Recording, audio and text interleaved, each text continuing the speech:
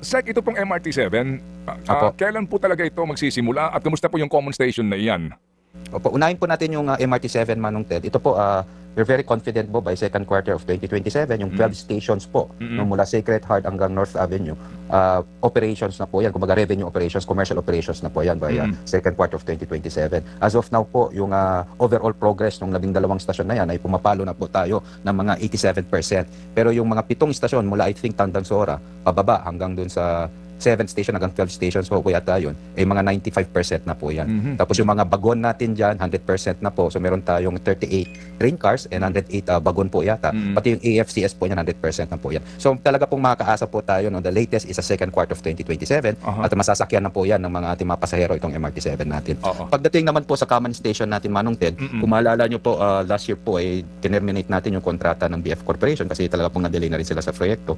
So ang ginawa naman po natin dito ay yun nga po, nakipag-usap tayo sa LRMC at based on the original kasi contract of LRMC concession agreement, meron po silang option to do this common station. So ang ginawa natin, sila nang kinausap natin by way of variation order. So since this is a variation order, kailangan natin bumalik sa ating ICC. So this June, inaasahan namin na may ICC TV kami, Technical Board, July, ICC Capcom, then August, ED Council. Pagdating ng August of 2026, we can issue the notice to proceed sa ating LRMC at para masimulan na rin nila ang pagtatapos ng ating common station. And they're asking for actually, I think 18 months, Manong Ted, para matapos po. But hopefully po, mas mapaaga natin yung kanilang implementasyon para naman sabay sa ating MRT-7.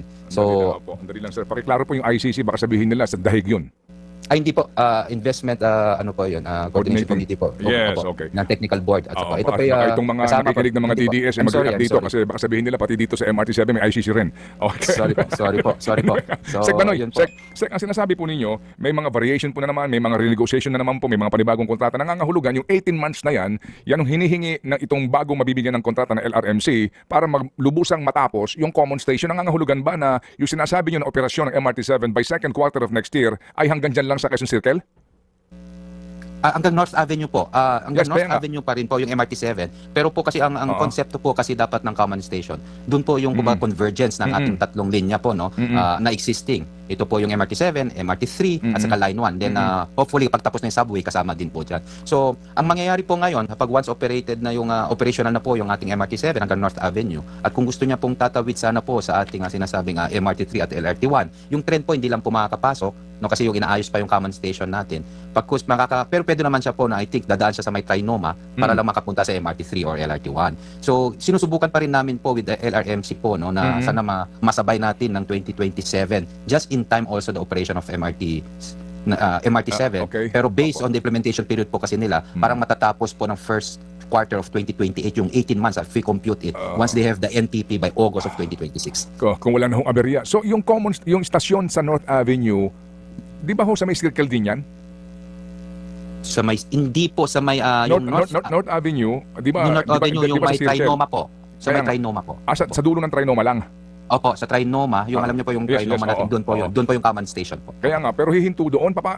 So kung mag-change train ka doon, papunta ng MRT. Po, habang di pa Sige. tapos yung common station po. Okay, and Pero then- gagawa ng walkway yung ating either Trinoma po. Okay, Yung gagawa sige ng- po. Opo. And then yung common station po, di ba? Yung North Avenue, yung may circle? Trinoma po. Sa Kaya may nga. Trinoma po. Sa dulo ng Trinoma lang.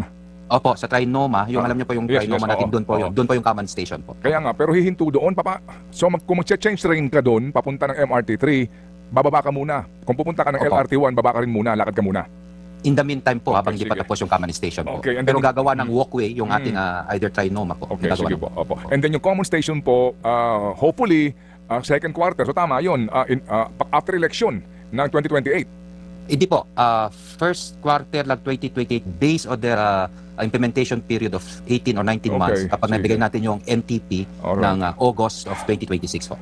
Okay, sige. So looking forward po kami na beneficiary po nitong MRT-7 na by next year, tama po, no? By next year, pagpasukan next year, mapapakinabangan na po ito ang MRT-7, sir, ha? You can quote me on that, Manong Ted. Opo, salamat po. Sige. So, sir,